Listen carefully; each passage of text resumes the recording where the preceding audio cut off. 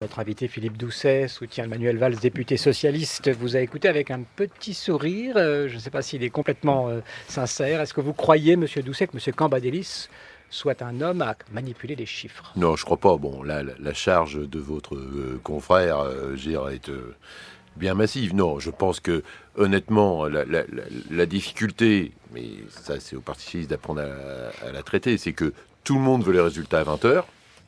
Avec, il y a une pression des citoyens, des médias pour dire à 20 heures c'est quoi le résultat. Et en fait, ça met beaucoup de temps à remonter parce que c'est des calculs et un contrôle beaucoup plus étroit que sur des élections classiques. Voilà, donc moi, par exemple, sur ma ville, j'ai eu les résultats à 21h30. Donc c'est sûr qu'il y a une projection qui est donnée par quelques bureaux. Prenons l'exemple de votre ville, ça ferme à 19h. Oui, mais derrière...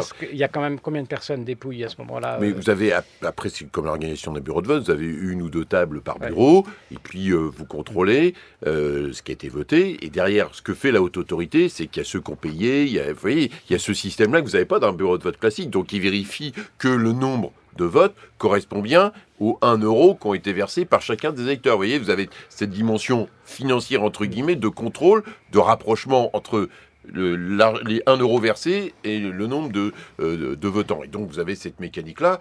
Voilà, donc franchement, vu comment se sont passés les bureaux de vote, moi j'ai tourné dans les miens, je sais que chacun des candidats avait son correspondant. C'est pas le problème des bureaux de vote, c'est le problème de... Oui, mais je pense que derrière, je crois vraiment plus à la logique, et pour avoir vu Christophe Borgel ce matin, je crois vraiment plus à la logique de la maladresse de ce permanent qui, à mon avis, doit être au troisième sous-sol de Solferino avec des cendres sur la tête, que à une volonté de manipulation. Parce que tout le monde sait aujourd'hui qu'on est dans un univers de transparence. Et donc tout se sait. Voilà, tout ce sera peut-être aussi. Voilà, donc, on revient à la campagne. Mais par contre, je tiens quand même à dire, par rapport à ce qui a été dit, notamment sur la conclusion, que tous ceux qui pensaient qu'on allait faire 500 000 votants, etc., moi j'ai trouvé que l'indicateur de la réussite de cette primaire, c'est quand je vois Jean-Luc Mélenchon et ses lieutenants nous déverser du purin sur la tête. Ça veut dire que s'ils nous déversent du purin, c'est qu'on a gagné la bataille de cette mobilisation sur la première manche, même si j'aimerais que dimanche prochain, il y ait plus de monde. Et c'est toujours intéressant de voir comment les autres réagissent à vos propres démarches. Manuel Valls refuse ce matin de répondre à la question du soutien à Benoît Hamon, si c'est Benoît Hamon qui l'emporte. C'est bizarre quand même, c'est une primaire, donc logiquement ça devrait être automatique, on soutient celui qui va gagner. Est-ce que vous dites, vous, que c'est pas évident? Non, mais c'est pas ça, vous êtes dans un deuxième tour qui va être dans une logique de confrontation, de clarification, de projet, de vision, de l'exercice du pouvoir, de vision sur les questions de sécurité, sur l'État, sur l'économie, etc. Donc je pense qu'effectivement, vous êtes dans une semaine où finalement on a une vraie primaire là, parce que sur le premier tour, vous avez 7 candidats, donc ça faisait 15 minutes par débat, donc ça permet de voir des choses. Là, ils auront chacun 1 heure pour exprimer leur vision, donc je pense que mercredi, il y aura un bel exercice de clarification, parce que derrière... La gauche du gouvernement joue gros dans cette situation, et donc Manuel Valls veut que les électrices et électeurs dimanche prennent leurs décisions en conscience, avec toutes les cartes sur la table. Demain soir, le débat, donc télévisé. Sophie Delpont. Oui, réorienter la campagne là sur la laïcité, est-ce que c'est pas un petit peu dangereux pour Manuel Valls s'il veut essayer de mobiliser le peuple de gauche ? Non, mais je ne sais pas orienté sur la laïcité. Aujourd'hui, c'est sur la laïcité. Demain soir, il n'y aura pas que la laïcité. Il y a un sujet central dans la société aujourd'hui.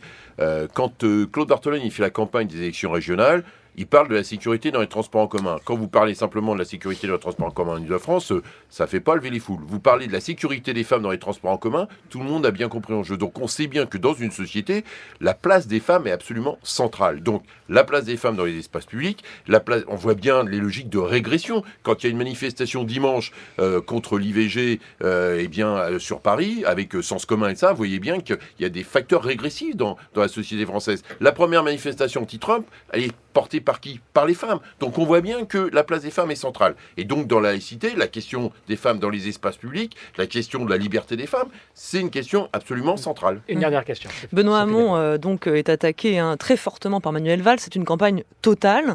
Est-ce que c'est pas trop dangereux après pour ensuite essayer de réunir le camp? Est-ce que vous n'êtes pas en train de saboter la suite, le rassemblement potentiel de la gauche? Non mais Hamon, il sort en tête, donc il va nous faire la stratégie des Dredons. Si tous les hommes s'aimaient, il n'y aurait pas la guerre. Bon, ça c'est une chose.